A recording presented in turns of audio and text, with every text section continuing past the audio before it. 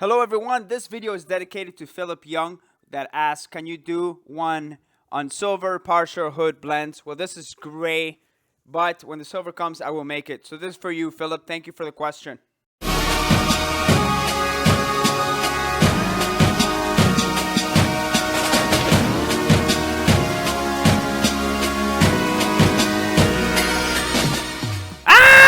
Sorry, didn't mean to scare you there.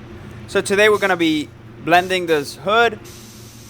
I believe this is NH737M. Another horrible color brought to you by Honda. So we're going to put the wet bed on. The wet bed is 2-to-1, 494 and 490. So you put 2 parts 490 and then 1 part reducer, which is 494.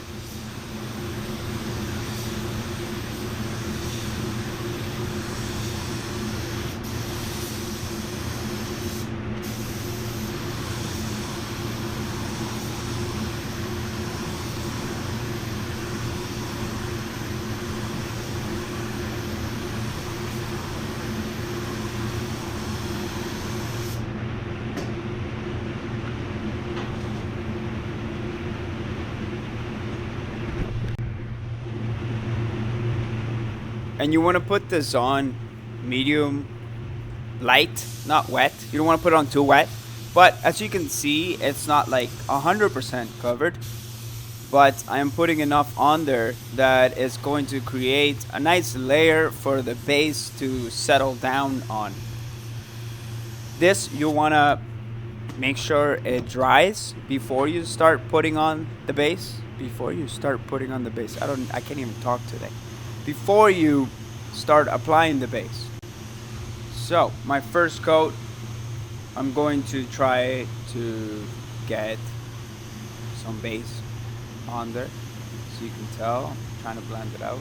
I'm sorry that it's a little dark, but I want to contain it as much as possible.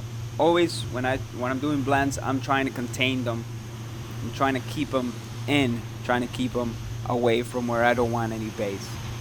On this hood is particularly, it's very easy. You have that body line there, so you can keep all your base inside that body line, and you can use that to your advantage. That's one tip that if you get out of this video is where are the body lines in the cars that you're painting that you can take advantage of, because it's great when you have a nice body line like this one on the side of the hood here, that you can just contain all your base in there. After the wet bed is dry, then you can start putting on your base. I wanted to make sure that you get that the wet bed has to be dry. I'm not speeding up this video because I want you to see how long it takes. It shouldn't take too long, but to dry the first coat, it should take about a couple minutes, not even. But you want to make sure that it's dry so then you can tack it. Because if you don't tack it, then you get a lot of sand piling, especially where you're doing your blends. So I'm making sure I'm tacking it really well. I'm just a big fan of it because it just results in cleaner jobs. And I'm not pushing hard. I'm just making sure I'm getting very good coverage even on my tacking. Because if you don't, then you might get streaking, and you don't want that. So I'm blowing and I'm tacking. I'm making sure that I'm tacking. I'm making sure that I get every single inch of that panel, because if you don't, you're gonna see the difference where you tacked and where you didn't tack.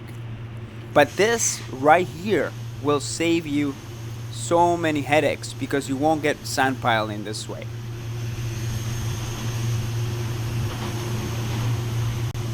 Now we're ready for our second coat, and as you can see, I'm going a little bit farther.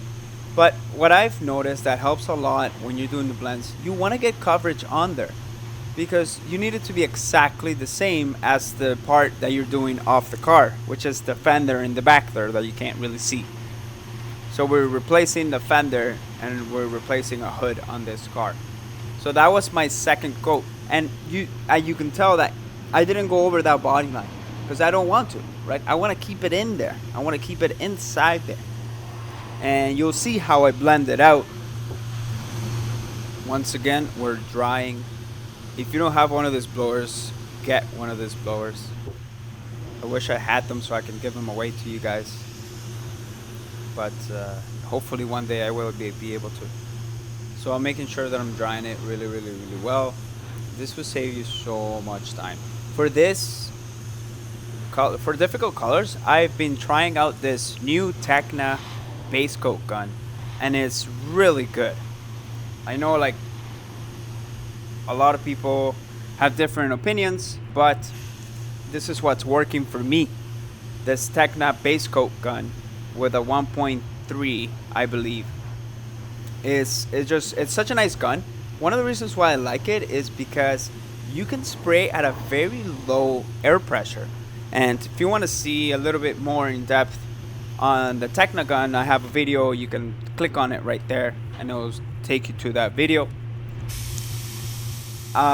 This gun, you can spray at 18 psi and then do your control coat, drop coat, whatever you want to call it, coat. You can do it at even 15. I've tried doing it at 15 and it works great. Like this is an amazing gun. I really like it. I don't know about the gauge. I keep going on and on about the gauge, but whatever. So after that's dry, I am tacking it once again, because when you tack it, you're basically starting all over again. You got a nice substrate on there. You got a nice finish that is smooth for your base to lay down on. So control coat, drop coat, whatever you want to call it, coat. I'm so far away from the panel as you can tell, and I want those metallics to be standing up nicely. If you're seeing wet spots on your control coat, I think it's a good sign that you're putting on too much, right? So you want to have a lot of overlap, and you want to have no wet spots on your control coat. So as you can see, I was staying away from that back door, so I was kind of spraying towards the front of the car, and I'm using those lines to my advantage. This color is not that difficult. I understand that it's not the greatest color to show you this, but I will show you another color. I just haven't got a chance to do it on another color. So I want to dry the control coat so I can see how it laid down, and I can show you guys how it looks like before we clear it.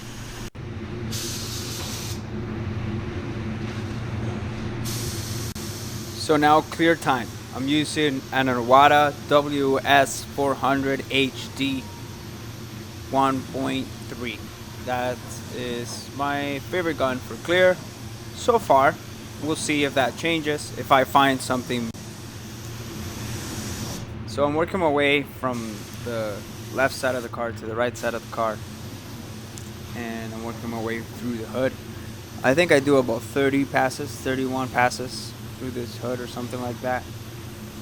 It's good to get in the habit of counting your passes, because then you can compare it to your other jobs, right? And then you can always try to get it consistent to how many passes you're doing.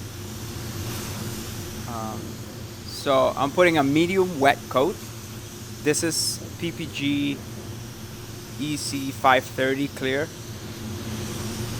This clear loves to be flashed off at least 5 minutes. If it's on a humid day, you want to let it flash off probably 10 minutes. And that way you will avoid dieback. That way you will avoid solvent pop. Trust me, I've tried it all. This is the way that you get the best results with this clear, as far as I have seen. My second coat, remember, try to be consistent. I have my gun at 29 to 30. I know the sound of the gun now. I know it doesn't have a regulator on, but I know the sound of the gun when I have set it at that pressure. So I'm trying to keep it consistent. I'm doing the exact same thing I did on the first coat. One person told me when I started to paint when I was younger, he says, Gabe, you have to be as much of as much as of a robot as you can possibly be, because it's so important to be consistent when you're painting. That way, when something goes wrong, you know what to do. You have a better idea of what went wrong if you've done something different. And if you've done something the same way and it's working, then chances are that it's gonna keep working. I did notice I started on the bottom of the door in my first coat, and then I started at the top of the door in my second coat. No particular reason. That's just the way that I did it in that moment. Another thing that you probably noticed I didn't do is I didn't use blender on the blend there on the pillar, and that's 3000 grit right there, so you can polish that no problem. But I will do a video on how to do blends properly, because I think it's something that some guys have issues with. So there you have it. So I used that line to my advantage. In this hood, it's kind of easy, but I will post another video on another hood, like a silver one. This is gray, so it's kind of hard to see, but it worked out perfectly.